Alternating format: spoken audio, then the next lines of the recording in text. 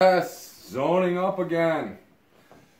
Phase 2, if you will. Well, let's just review a little bit. What is this? What is this beast zone? Where are we going here? Yep. Well, we've come along. We're going somewhere, but we've come a long way. About 2,500 years of study to get here. So great job. Nice job, everybody. Let's take the next step, which is that place where, as Ty Webb said in Caddyshack, there's a force in the universe that makes things happen. All you have to do is get in touch with it. Stop thinking. Let things happen. And be the ball. Ty Webb, Caddyshack. Sums it up pretty good. So that's the zone. That's flow theory, for the most part, as Mike, the great Mike Csikszentmihalyi said back in the 1950s. You're getting to this place where you're completely involved in the activity for its own sake. Your ego is falling away. Time flies. Your whole being is involved. And you're using your skills to the utmost. Getting that high level of fulfillment, blah, blah, blah, et cetera, et cetera. Just like, and you end up with sensations like Greg has there. Great victories, great glory. He says he reserves that just for special moments. But he does spend a lot of time in the zone. Yeah, it does take a lot of work. Yeah, we know that. But if you're willing, you're able. That's where Jordan and Kobe Bryant and Stephen Curry spend a ton of time, and they've talked about it as well. Phil Jackson got his 11 rings. And it's what you're doing is you're getting to a place where your conscious thought gives way to common instinct, and your worries and concerns disappear. Subjective experience of time is altered as everything slows up except you. It's a place where you're thinking 3 to 5 moves ahead of the next guy. Blink thinking, rapid cognition, achieved by not thinking, achieved by tapping your instincts. So that's what we're doing here. We're tapping our instincts. They're there, just sitting there. There's a ton of them. Good old the human. It's notable that conscious human reaction time clocks in around 800 milliseconds. So, it takes nearly a full second to thoughtfully respond to somebody's movement. Goalie, face-off, wingman, whatever. But subconscious human reaction times place at the speed of electricity. One neuron pulse moving at close to the speed of light, which makes 800 milliseconds looks like forever. So just your basic instant thinking is neuron speed. Electron speed, almost the speed of light. You are a light speed being. But when you respond to something, it takes 800 milliseconds, which doesn't seem that long, but compared to light speed, it's forever. So that's why I want to stop thinking scientifically. Okay. All right. The idea. All right. Greg says when he lines up for a face-off in a lacrosse game, time slows up, clarity is optimized. He knows nothing but see and feel everything. He's a precision predator in his element, who can do no wrong, who cannot be stopped. At the moment air comes out of the referee's whistle, my muscles are firing in perfect harmony. It's my holy grail. It's where I learn to be in the zone. So that's Greg. That's his piece. He just figure it out and he goes nuts out. I recall the zone on the field as I was a blackout baller. Once I started at a cage, the next thing I knew I was on the ground looking up. Talk about myself. Reading about myself. I know it's a little weird. I was on the ground looking up, knowing what to do based on teammates' reactions. If they were smiling, then I scored and could jog back to the sideline. If they were screaming, it was time to head back down to the defensive side of the field. But I really didn't know what was happening once I got that ball and started heading to the cage. Mad jaunts. Thought-free dodging. Those are my first dates in the zone. Now, Greg spends, as the MVP of the MLL, etc., spends a whole lot of time in the zone. I do my best. All right, so where is this beast zone? We know where it is. It's right inside. Einstein said we use 90% of our. He said we use 10% of our brain. We have our little saying here: ride the 85, where you're going to ride the other 85% of your brain. It's just sitting in there. It's just a function of tapping it. Now, so where is it? What's going on here? It's hidden. And it's hidden behind, it's hidden behind the usual suspects, for the most part.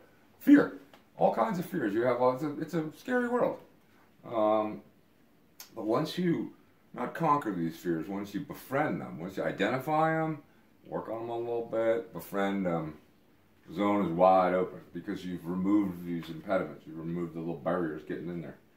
All right, as American psychologist Abraham Maslow, who studied high achievers for his entire lifetime, he noted that they frequently had moments of intense clarity that gave them access to parts of themselves that were usually hidden. He calls these peak experiences a state of flow reflecting the realization of human potential. Key word, of course, being hidden. So the idea is we're not going to destroy these fears. We're going to take a look at them and befriend them. And we're going to use Abe Lincoln. This is probably my favorite quote of all time, along with that Vince Lombardi quote. Abe Lincoln said, do I not destroy my enemies when I make friends of them? Now, a couple things going on there. Destroying your enemies when you make friends of them. And saying, destroying your enemies isn't such a bad thing, but having them end up as your friends is even better. So in this case, with fears, we're going to get rid of them by befriending them. All right, and that's a great quote pretty much across the board anyway, which, when, or however. All right, so as Vince said, in great efforts, it is glorious even to fail.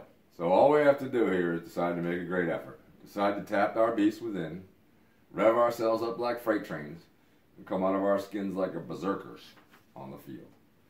All right, why is it hard to access? Put a lot of work and need a lot of passion. It's like a diamond. It's like a diamond on a wedding finger. It takes a lot to get there. Millions of years of pressure underground, then you got to go through the whole courtship process, get the person to agree to it, get through to the wedding, and then boom, it's on there. But it's not easy. So now we're not going to conquer our fears. Now we're going to take a little peek at befriending them. Well, so what are these? What are these things? We know it's the quick note on where the beast zone. Who's it open to? Anybody. It's universal. When's it available? All the time. You can do it anytime. I can do it right sitting here in this chair. Look at me. I'm in the zone. So how do you get there? So how are you going to get there? You got to put in your work, obviously. And then we got to play the mind game. That's what Jordan did the best. That's what separated him probably from everyone else. Was he? At the end of the day, what was he? He's fearless. It's not that, and it's not genetic either. It's not that his paternal grandfather was fearless. They chose this path, and they had some help along the way. Certainly, there's let's see, Jordan, Kobe. We got Curry. Now, these guys pretty much fearless. They learned to listen and accept teachings. They did learn. They learned to listen and accept teachings from those who want to help and are willing to put their egos aside, primarily for two reasons. One, your ego has desires and expectations, which muddy focus on the zone. Two, the zone is a place where you can be more than you. So your ego, you can toss your ego aside because you can get more. Throw your ego aside, you get two back. Because the zone's a place where you can be bigger than you. Much bigger than you, and that's one of the objectives in life is to be bigger than you, bigger than life. Be bigger than life, bigger than you is to give yourself to a greater cause, and in this case, the greater cause is your team. It's a purpose, and within that purpose comes energy, satisfaction, and the positive feedback loop that lends to spending more and more time in the zone. So if you give yourself to your team, that worthy cause, you're starting to enter the zone life on its own. So here we go to the fears. After you've mastered the fundamentals, which can take forever, but that's how you do it. You got to master those fundamentals. Next thing you do is you're befriending those fears. And as Franklin Roosevelt said, it's just a great quote. We've heard it a million times. That the only thing to fear is fear itself. It's true. And as we know from Vince Lombardi, in great efforts, it's glorious even to fail. And third, from Abe Lincoln, do I not destroy my enemies when I befriend them. Those 3 quotes alone will drive you a long way down the road of life. But all right, so good old human nature sets up these roadblocks to getting in the beast zone. The primary, let's just identify the primary fears here, and then tomorrow we'll drill down into them further and befriend them. The primary fears are the enemies that we're about to befriend is primarily fear of loss. This is losing a game, losing anything. It's one of the things that holds you back, and you probably don't even know about that much. And fear of pain, another thing that holds you back, keeps you down on the farm a little bit. Fear of embarrassment for, in particular, in the time frame that the lacrosse career happens, is huge because it's kind of a young time, and then fear of failure also is one of the probably the biggest of the fears that holds us back, keeps us out of the zone. So tomorrow we'll take a closer look at these and figure out how to befriend them right up front, and then on day 4 we'll sum it all up and get you right into that zone on a regular basis at your leisure and pleasure. Enjoy.